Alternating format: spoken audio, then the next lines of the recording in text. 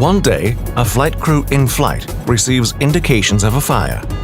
There are no confirmatory signs, but the pilots must treat any in-flight fire warning as a real emergency. On the pilot flying's instructions, the pilot monitoring carries out the immediate memory actions, and the pilots decide to land as soon as possible, following the procedure. The pilot flying requests the ECAM or QRH checklist for that type of fire and declares an emergency with ATC, requesting an immediate diversion to Airfield A. Airfield A was identified in advance as a possible en route diversion, and it provides the quickest descent and landing from the aircraft's current position. Meanwhile, the checklist is completed, but the fire indication is still illuminated. The controller acknowledges the emergency, offers a direct to heading, and notes the time. The controller notifies the airfield and provides the pilots with the latest weather information, runway in use, and the approach time.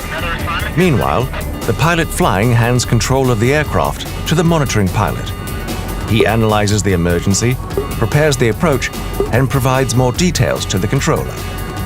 Next, because it is provided in this case, he selects the airport fire frequency on the spare comms box and reviews the likely total time until landing. The captain briefs the cabin crew and notifies the passengers. The aircraft lands safely and is evacuated if necessary. What are the key takeaways for this experience? An in-flight fire is one of the most serious emergencies that can happen. That's why all in-flight fire warnings must be treated as a real emergency. Controllers: always give simple clearances, provide clear and pertinent information when required, and monitor the progress of the flight closely.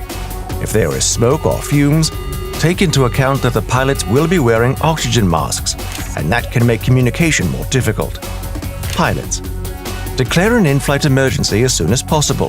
That way ATC can assign maximum priority and keep other aircraft out of the way. Most importantly, land as soon as possible, as total loss of control can occur in less than 15 minutes. Learn more about in-flight fire on SKYbrary.